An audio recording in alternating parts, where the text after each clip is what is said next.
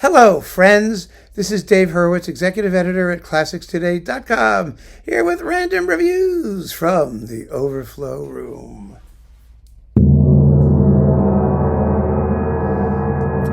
And today, we are still working our way through Haydn. Actually, that's going to be our journey for quite some time. But we'll see how it works. I don't think I have more Haydn than I had Mozart, because Mozart had the Mozart year when there was just gobs and gobs and gobs and gobs and gobs of stuff, whereas Haydn's always harder to collect because there just aren't as many recordings. So it may not be what you think it is, or it may be worse. I don't know. Well, today we're spending the entire video talking about the Tátrai Quartet's complete Haydn quartet series on Hungaroton. Now, these were also, I think, boxed up at one point, at least briefly, but this was the first complete set of Haydn string quartets. It was inestimably important, and it was pretty wonderful. It's really still pretty wonderful. The Tátrai Quartet had a very lean, almost period instrument-y sound. Minimal vibrato, sometimes a little intonational issues, but it was a robust and exciting interpretive approach. And they've held up quite well. They really have. I still listen to them and I still enjoy them. They're not all equally fine, but I want to go through them because I just wanted you to have a look at what the Haydn quartets encompass as a sort of a preface to our soon-to-come Haydn quartet sojourn. It's not going to start right away because I want to get through all this Haydn stuff in random reviews first. Otherwise, we're just going to be the Haydn channel, and there's so much more music to talk about. I don't want to, much as I love Haydn, I do. There's excess of everything, right?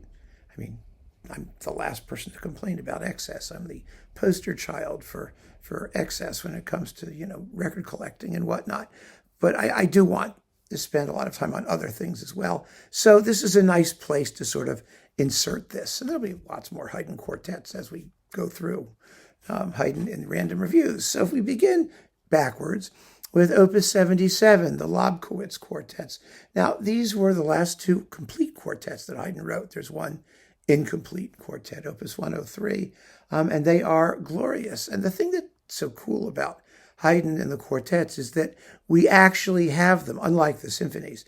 We have them in chronological order, and they show Haydn continuing to evolve as a composer to ever more interesting and sophisticated musical forms up to his very last works, up till the point he was no longer able to compose.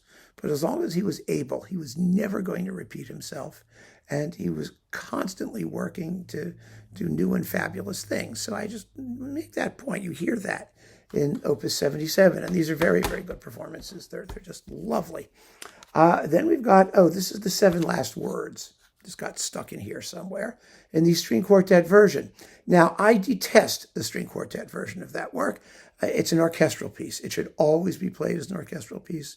The string quartet version, which Haydn approved, basically consists of the orchestral piece with all the wind parts taken out. It's all the string parts, and it just, you can't have the necessary contrast. On the other hand, people enjoy this because it's 58 minutes of generally slow, quietish music, except for the final earthquake. I mean, there's an earthquake at the end.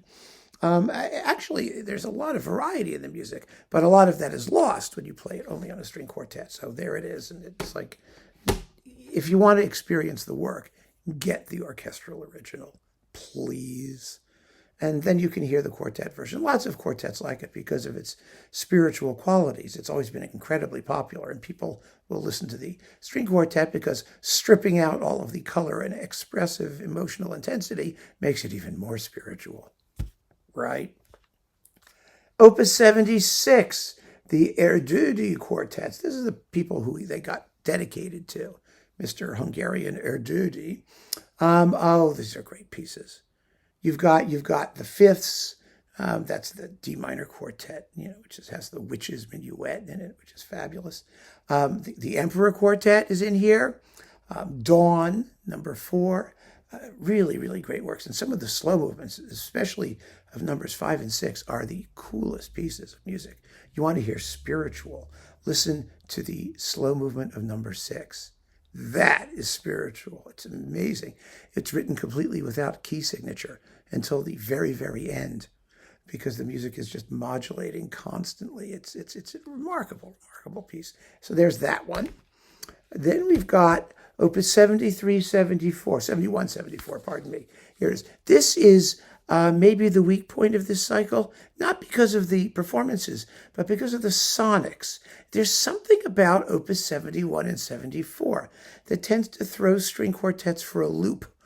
The reason, I think, is because these were the first quartets that Haydn wrote for concert performance, as opposed to small room performance. And they are big. They're big in sonority. And so for that reason, there's a tendency to record them in like roomier, swimmier acoustics, which doesn't really help the music at all. It really doesn't. They still are lean and exciting. And yes, they're dense and quasi-orchestral sometimes in sonority, but they still need to be recorded with a certain intimacy and immediacy. I mean, it's really the thing. And so the same thing happened with the Decca cycle, with the Aeolian Quartet. You know, they just had a softer edge to the sound that was odd, even though the performances were quite good. So, you know, I'm just mentioning that. You will notice that Opus 71 and 74 have a density of sound and bigness of conception, which is new in Haydn's quartet writing, particularly after Opus 64, which Haydn scholar H.C. Robbins Landon regarded as the apotheosis of the Viennese chamber music style. You know, warm, songful, intimate, exciting, often exciting, but with a transparency and lightness that's really very, very special. Here you get the Lark Quartet, number 5. You know, it sounds like, you know, lots of little birdies in Haydn's quartets. There's a bird quartet, too, which we'll get to. And these are really lovely performances. So with the Tátrai Quartet, Opus 54-55, possibly the least familiar big set of Haydn quartets. And I'm not quite sure why, because they are absolutely fabulously amazing. These aren't quite the least known. That's Opus 50. Here they are. Sorry. I was getting myself mixed up. But these aren't well known either. And they really should be. I mean, you've got his F minor quartet, Opus 55, number 2, which is one of his most deeply tragic pieces. You've got the C major quartet, Opus 54, number 2, which is just amazing. It's got that super cool Passacaglia second movement and the slow finale. It's formally fascinating. These are great pieces. They're just endless fun. Opus 50 is the one that people don't know about. These are the Prussians. And as with Mozart's Prussians, you know, they were written for the King of Prussia, who was a cellist. Haydn did not go whole hog in the cello parts the way Mozart did. You know, Mozart was Mozart. Mozart said, oh, he's a cellist, I'll give him cello parts. Oh boy, will I give that sucker cello parts. And he wrote quartets that are very cello heavy and very difficult for the cellist. Haydn begins Opus 50 with a one-note solo for the cello. Just, cha, cha, cha, cha. It's marvelous. You know, it doesn't tax the ability of the King of Prussia. But it's really, really, really wonderful. So Opus 50 is very cool. Oh, my computer is starting to get fuzzy fan noises. So let's give it a second to cool off, and then we'll continue. Okay, that fan thing seems to have calmed down. It's so annoying when that happens. You know, I know you hear this like whooshy thing, and it drives me crazy. Okay, so we just finished the Quartets Opus 50. The least well-known of all the Haydn major quartet collections, and wonderful works nonetheless. Opus 33, the Scherzi, the joke quartets, also known as the Russian quartets, and the joke quartet. They've got names, some of these things. And we have the joke, and there's the bird, and some of the other ones. These were the works that inspired Mozart to write his quartets dedicated to Haydn. And wonderful works they are. Light, humorous, delicious, delightful, fabulous. And Opus 20, the one set written during Haydn's Sturm und Drang period, nicknamed the Sun Quartets. These are the ones that have fugues for finales in 3 works. They represent a new sort of seriousness and a wonderful blend of counterpoint and sonata form sophistication, the maturity of the classical period. This is it. Possibly the most important opus of instrumental pieces ever written by anybody for any reason, ever. Yeah, seriously. And they're also very well performed here, so that's fine. Then we've got the earlier ones. Opus 9 and 17, I usually put them together because most people think of them together. This is Haydn on his way to making the string quartet a big deal, the thing. Actually, they're a lot better than people give them credit for being. It's just that the later quartets are so astonishing and outstanding and incredible that it's harder to go back and listen to these earlier pieces without being conscious of the things that Haydn was later to do. But if you take them on their own basis, they're just wonderful. I mean, they really are.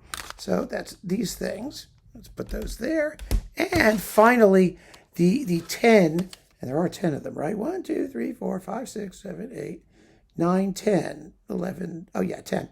The 10 early quartet divertimenti, which are 5-movement works with usually a zippy thing in the middle, an arch form. They're very Bartokian. Just kidding. They're beautiful. They were enormously popular in Haydn's day. They helped to establish the string quartet as a medium, not for the deepest and most profound thoughts in the history of Western music, but simply as a medium that you could write stuff for. And also in this particular batch, it's a 3-disc box, you get the D minor quartet, Opus 42, known as the Razor, for reasons we'll get to when we talk about Opus 42. A very short, 15-minute long quartet. It's nonetheless mature and delightful, and the 2 movements of Opus 103 that Haydn wasn't able to complete. We can't say he didn't live long enough because he did. He gave up. He had some sort of, neurological issue or physical problem, and he had to stop composing. He lived another, 6 or 7 years. But there you go. Fabulous Haydn quartets on Hungaroton from the Tátrai Quartet. Keep on listening, friends. Thanks for joining me. Take care.